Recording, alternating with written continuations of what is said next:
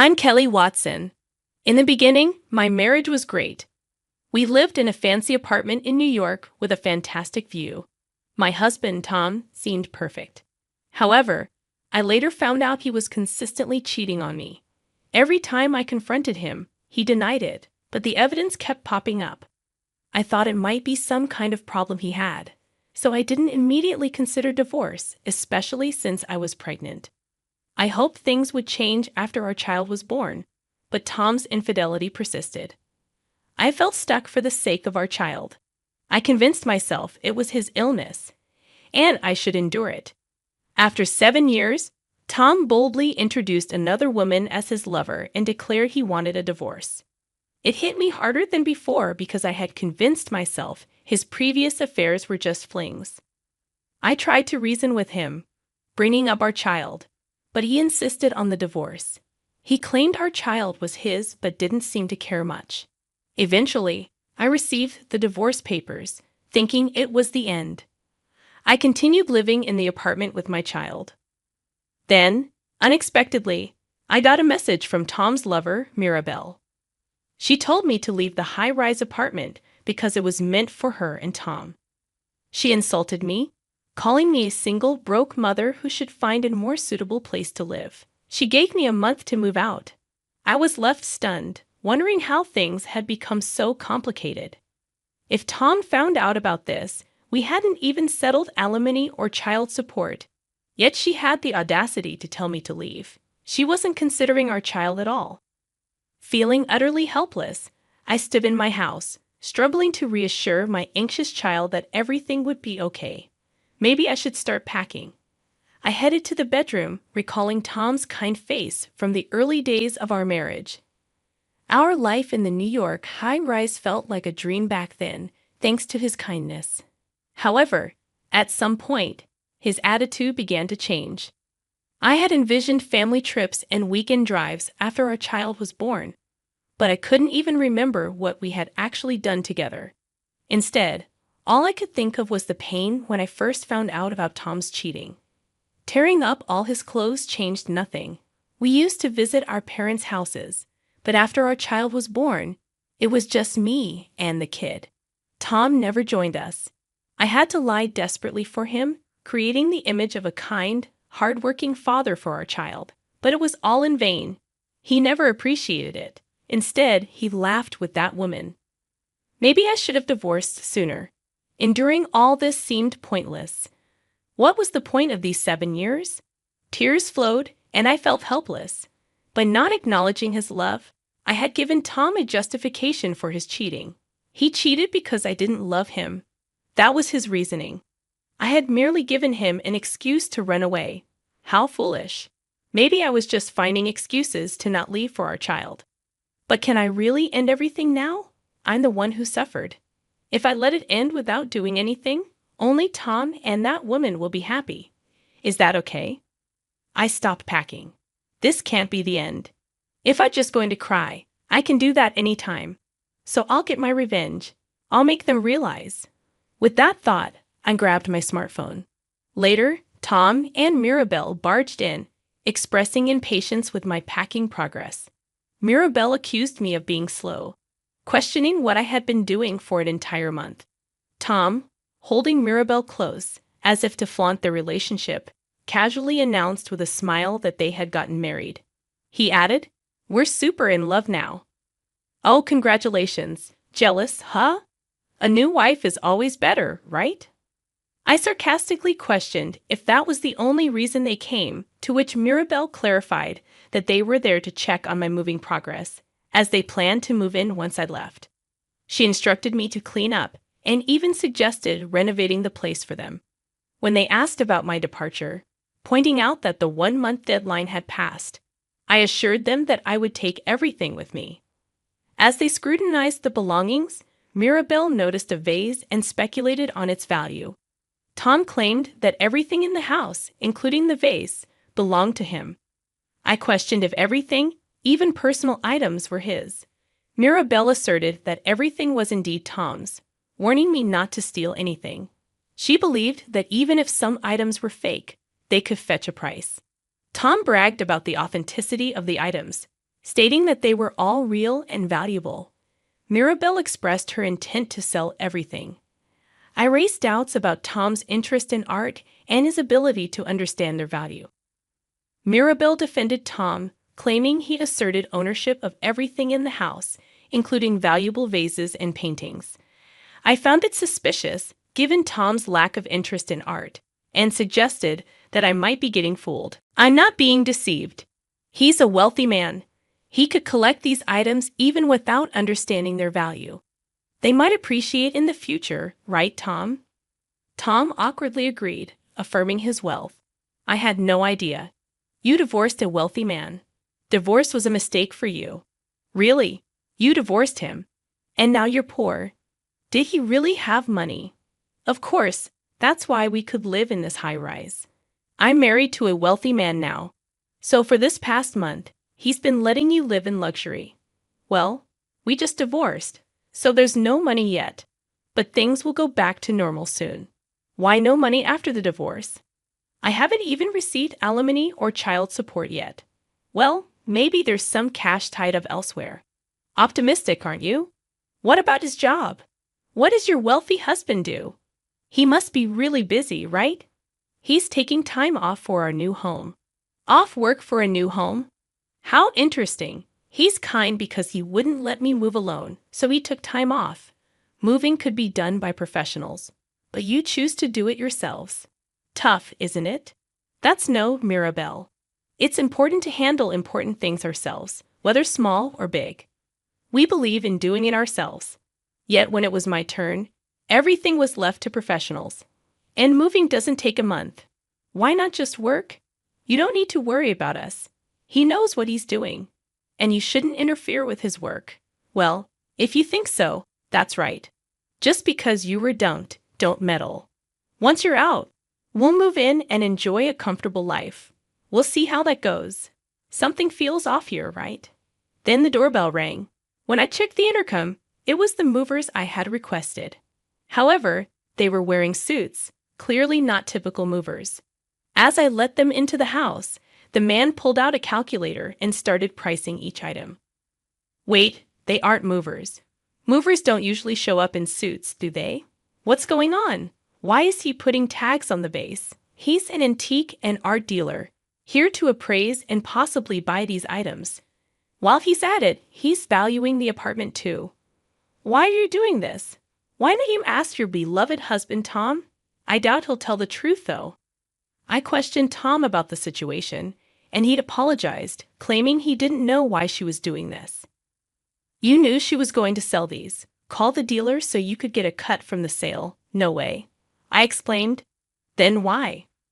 All of this is yours. You can't just sell it. Mirabelle explained. Well, actually, I bought all these things, but I can't keep them all in my new place, so I thought, why not sell them? Oh, I see. Property division, right? You're selling these because you divorced him and want to split the money. I don't want to give you half, but if it's property division, I guess I have to. Tom's wealthy anyway, so even if you get half, it won't bother him. I declared that I had no intention of splitting it, as all the artworks were bought by me before I married Tom, so there was no need for property division. No way, then leave them. This apartment is his. You should leave them here. Mirabelle nervously watched as more tags were placed. I found it amusing, wondering what Tom was thinking, as he remained silent. There'll be nothing left in the house, but they're all mine, so that's how it goes, Mirabelle. We're not losing the high-rise, no need to panic. But don't worry, I'll buy you whatever you want. If you can afford it, why not? Once the appraiser finished, he announced to me that the total value was over $1 million, as expected. Thank you for your hard work. When will you be able to collect everything? He replied that it would be in a day or two and left. In a day or two, these artworks would be gone, and I'd have to leave this apartment too. It meant tomorrow or the day after, so we could move by then. Yes, that's the plan. It'll feel empty without everything. But it means we can decorate with things we like. Mirabelle seemed to misunderstand something, and I warned her that if she didn't leave soon, she'd be forced out. Confused, she asked why, and I revealed, I just sold this high-rise. Why isn't this apartment Tom's? Why would you sell it, Tom? Why did you sell it? This apartment is ours. You're both mistaken. Do you know when we started living here? Right after we got married, right? The question is, when was it purchased? Right after we got married. Do you remember buying it? No, I think it was already there when we got married. I clarified. Exactly. I bought this apartment with my money before we got married. What do you mean? So when he said he wanted to live in a high-rise, I bought it. Now that we're divorced, it's up to me whether I keep living here or sell it. So you sold it? Yes, you told me to leave. And I don't want to stay in a place I lived with him. It's the perfect timing. I'm planning to move to a house I just signed for a new house and have already moved my things in. You bought a house? Yes, it was cheap. Only about $1.6 million. $1.6 million. So Tom's stuff is just the junk in the next room. Take it with you. It's a hassle to dispose of junk. Mirabelle rushed into the next room, finding several cardboard boxes. She hurriedly opened them, only to find actual junk. The clothes were mostly worn out. What is this? Tom's clothes? Why are they like this? I didn't throw them away because he said not to. A wealthy man wearing these ragged clothes? I wanted to let you keep dreaming until the end, but it seems that's not possible. What do you mean? He's not wealthy at all, just a poor guy. No way, just a pile of garbage. That's harsh. It's not a pile of garbage. These clothes are still wearable. Why? I thought he worked for a major corporation. He said he was the president. He was a temp worker at a big company. No way, a temp worker. Yep, and he got laid off right when you two got married. Why? How do you know this? Even I, his wife, didn't know because I'm the president of that company. I thought I might make him a regular employee if our marriage continued, but he never took his job seriously since he knew I was the boss. So I just kept him as a temp. I knew he couldn't afford a high-rise apartment on a temp salary, but since I have a high income as the president, I thought it was fine. He didn't tell anyone at work that his wife was the boss. It was convenient for both of us, especially since he didn't want people to know I was his wife while he was cheating. So what will happen to Tom now? His contract is over. He was supposed to have one more month, but he's been absent without leave, so it's over. I thought he was wealthy. The wealthy one is me. So you were deceiving me? Not really. If Kelly hadn't divorced, I'd still be a wealthy man by marriage. But Mirabelle wanted a divorce, so I agreed. And with that, I'm out of the wealthy bracket. So because his wife was wealthy, he's penniless. Yep, a super poor person. Yep, if you knew that, why did you sell the art? Because I can't keep them in my new house. You could have left them. That's not how it works. Everything here is mine. There's nothing here that belongs to you two. I'm just disposing of my own stuff. Tom, do something. I concluded, well, that's how it is. Nothing. We can do it. You're saying this to me. This is his high-rise, right? Say it is. It's not his high-rise. It's the high-rise I lived in with him. But I lived here too. I should have some right to stay. Oh, right. If he has the right to live here, we don't have to leave. Residency rights apply to rented properties. This is not a rental. I bought it in full before we got married.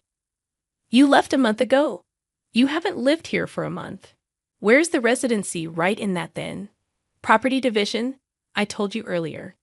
This apartment isn't a jointly acquired asset. It was bought by me before we got married. There's nothing to divide with you. You're penniless, and there's nothing I can do about it. Damn it! I thought we bought everything together. You never had that kind of money. You should take a good look at yourself. Tom seemed frustrated, trying to get something out of me. But with Tom's meager salary, there was no way he could afford anything, let alone own the apartment. Having faced this reality, the two of them left dejectedly. After a while, Tom contacted me again, asking where I was and admitting that he was out of money. I responded that it's none of his business where I live. Yeah, but I'm actually out of money. I know that already. What's your point? Tom explained that Mirabelle was blaming him for being broke, and his temp job had ended, leaving him unemployed. He asked if I could hire him at my company. I rejected the idea, stating that hiring my ex-husband was absurd. Tom mentioned that Mirabelle suggested it, thinking he'd be paid well as my ex-husband and the CEO of a large corporation. I found it ridiculous and pointed out that both Tom and Mirabelle were out of their minds. Tom pleaded for help, admitting that marrying Mirabelle was a mistake. He complained about not getting an allowance and asked for employment. I refused, stating that if I were to hire someone, it would be someone who actually works. Tom promised to work hard and even offered to write a pledge. I dismissed the idea, stating that even if he wrote a pledge, it wouldn't mean anything coming from him. Tom continued to plead, citing Mirabelle's potential anger if he didn't get a job. I remained firm, asserting that it wasn't my problem, and Tom had chosen his path. Tom expressed regret about his marriage to Mirabelle, revealing that she had a lot of debt and was on the blacklist of payday lenders. Surprised, I questioned why Mirabelle borrowed from such places, and Tom explained that she couldn't borrow from reputable sources as she never paid back. He revealed her intense obsession with money, particularly with keeping vases and paintings. Tom disclosed the significant amount she had borrowed, leading to a snowball effect of accumulating interest by borrowing from one place to pay another. It's quite impressive making snowballs without any snow. This is the worst. What should I do? Well, since she borrowed it, it's not my problem. The responsibility to pay it back is hers. So if I divorce her, I won't be affected. That's unlikely. Why? Why do you think she married you? Because I'm handsome? There are other handsome men out there. She thought you were wealthy.